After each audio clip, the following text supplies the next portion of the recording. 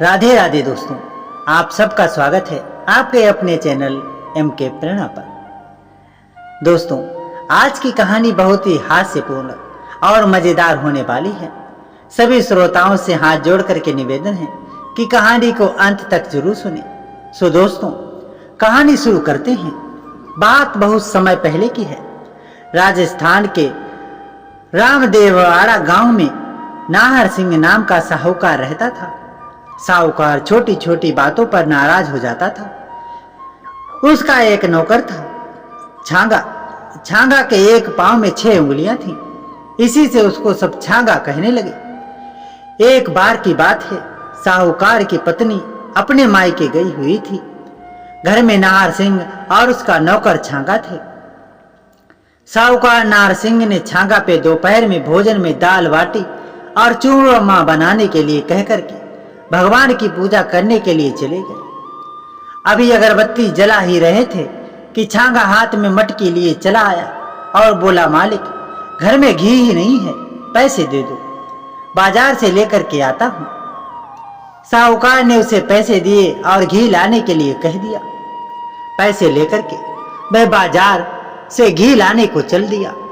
घी की मटकी दुकानदार से लेकर वह मदारी का तमाशा देखने लगा। तमाशा जब समाप्त हुआ तो उसने घी के पैसे दिए, मटकी ली और घर के लिए आ गया। साहूकार ने छांगा को आते हुए देखा तो पूछ लिया, घी ले आया? ला इधर ला जरा, चक्कर तो देखूं कैसा घी लाया है। साहूकार ने घी निकालने के लिए हांडी में उंगली डाली, पर ये ऊपर ऊपर तो घी था और नीचे दही भरा हुआ था। साहूकार ने अपना माथा ठोंका, किस बेवकूफ से पाला पड़ गया है। साहूकार ने पास में पड़ी छड़ी उठाई और तड़ाक तड़ाक से छांगा पर 5-10 जमा दी। छांगा कराह करके रह गया और अपने मन ही मन में कहने लगा, एक दिन देख लूंगा सेठ जी, आपको ऐसे ही। कुछ दिन बीत गए। साहूकार ने छांगा से कहा, आज मुझे दावत में जाना है, मेरी नई मोजड़ी में तेल लगा करके रख देना। जी मालिक, छांगा ने उत्तर दिया। सायकाल साहूकार ने अंगरछा पहना, पगड़ी लगाई और तैयार होकर के छांगा को पुकारा, अरे ओ छांगा, मेरी मोजरी लेकर के आना। छांगा तुरंत तेल का कनस्तर लेकर के उपस्थित हो गया। ये क्यों लाया है रे साहूकार का? चिल्लाया। ये रही आपकी मोजरी, छांगा ने कहा। अरे रहा तेल, इन कनस्तर में है, छांगा का जवाब था। साहूकार ने पूछा कि मेरी मोजूरी इस तेल के कनस्तर में क्या कर रही है? तो छांगा ने कहा, सेठ जी, आपने ही तो कहा था कि मेरी मोजरियों को तेल पिला देना, तो मुझे लगा कि मैं इन्हें कनस्तर में ही डाल देता हूं। इतनी जरूरत होगी उतना तेल खुद पी लेंगी। ये सुनकर तो साहूकार का माथा ही टनक गया। पूरा तेल खराब हो गया और मोजरी की मोजरी खराब हो गई। साहूकार ने उसे खूब पीटा, खूब लात घूंसे बरसाए। मार पीट करके साहूकार वहां से चला गया। छांगा बहुत देर तक रोता और कराहता रहा और बड़बड़ाता रहा, एक दिन देख लूंगा साहूकार जी।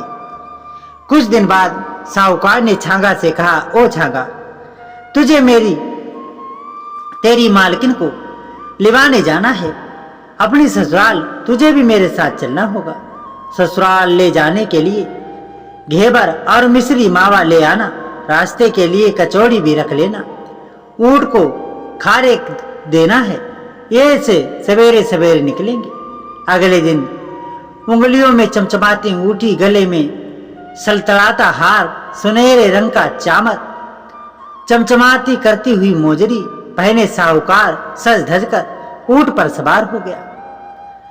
मालिक, आपकी अंगूठी तो खूब चमक रही है, छांगा ने कहा। तो साहूकार बोला, हाँ हाँ छांगा, चमकेगी क्यों नहीं, शुद्ध सोने की जो बनी है। सोने की चमक देने वाली चीजें सभी महंगी होती हैं। इतना कहकर साहूकार ऊंट पर सवार होकर के आगे आगे चलने लगा। पीछे पीछे छांगा सामान लेकर के पैदल चल रहा था। साहूकार के आभूषणों में रेत बार बार चमक रही थी। छांगा को साहूकार की बात याद आ गई। चमकने वाली सुनहरी चीजें सभी कीमती होती हैं। उसने रास्ते की चमकती रेत मुट्ठी में भर भर कर मिठाई व खाने के थैलों में डाल ली। रास्ते में एक बगीचे में कुएं के निकट साहूकार ने ऊंट रोका। छांगा ने पानी भरा। साहूकार ने चबूतरे पर बैठ करके मुंह हाथ धोए और छांगा को खाना निकालने के लिए कह दिया। छांगा ने प्याज की कचौड़ी, मिर्च व लहसुन की चटनी और साथ में कुछ मिठाई भी परोस दी। जैसे ही साहूकार ने पहला निवाला मुंह में रखा, उसका मुंह जिरजिरा गया। वह चिल्लाया, ये क्या किया? इसमें क्या मिलाया है? मालिक, इसमें सुनहरी रेत है। आपने ही तो कहा था कि हर चमकने वाली चीज बहुत कीमती होती है।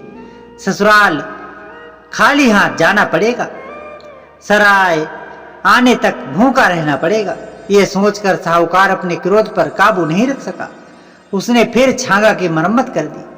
छांगा कहता रहा, मालिक, मैंने क्या किया? क्यों मारते हो इसको?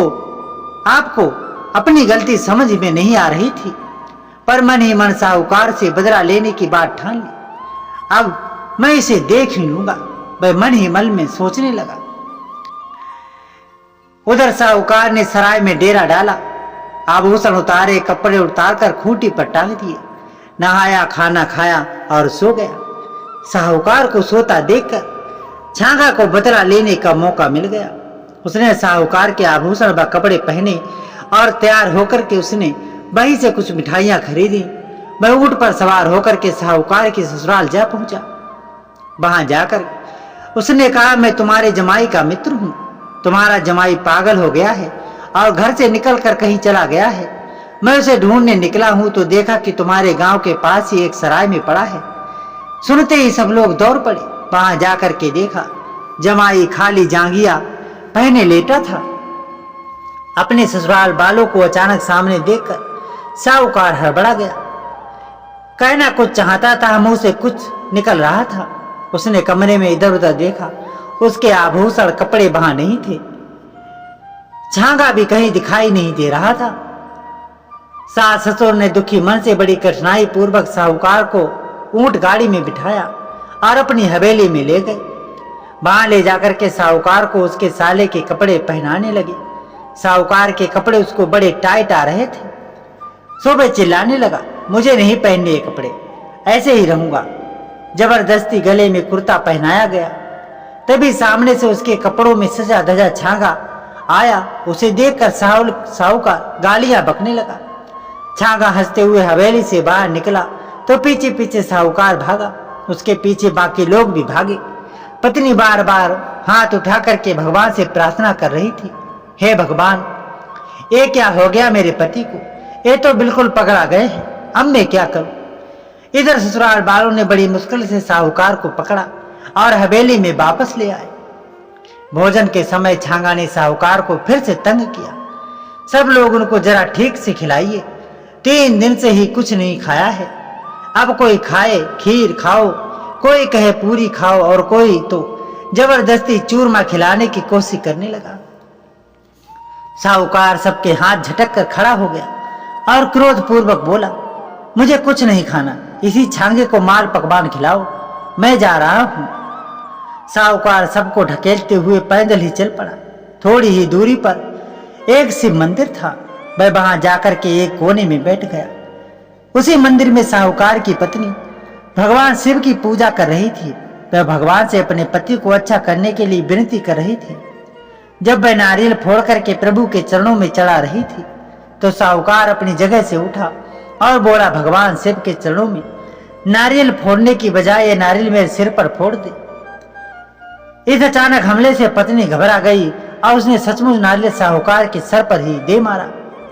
नारियल तो नहीं फूटा, पर साहूकार का सिर जरूर फूट गया। साहूकार के सिर से खून निकलने लगा। इतनी देर से में पीछे पीछे साहूकार के ससुराल वाले भी आ गए। जमाई के सिर से खून बहता देखकर सब उसे अस्पताल ले गए।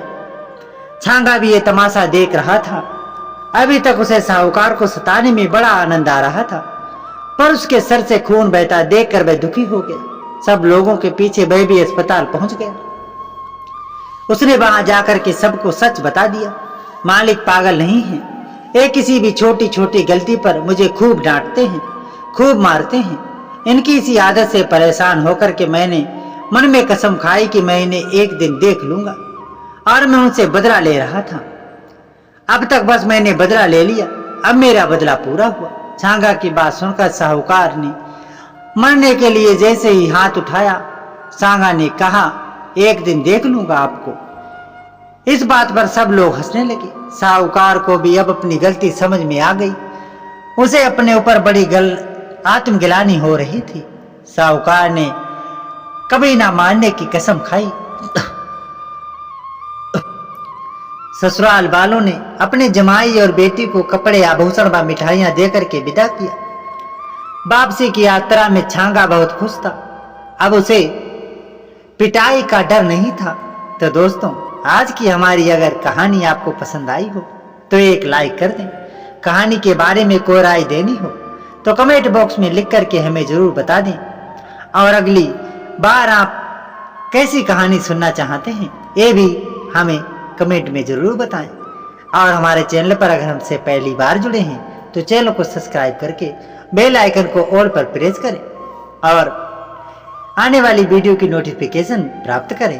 तो दोस्तों, मिलते हैं आगे इसी तरह की शानदार वीडियो में। तब तक के लिए आपका और आपके प्रियजनों के स्वास्थ्य की कामना करते हुए राधे राधे।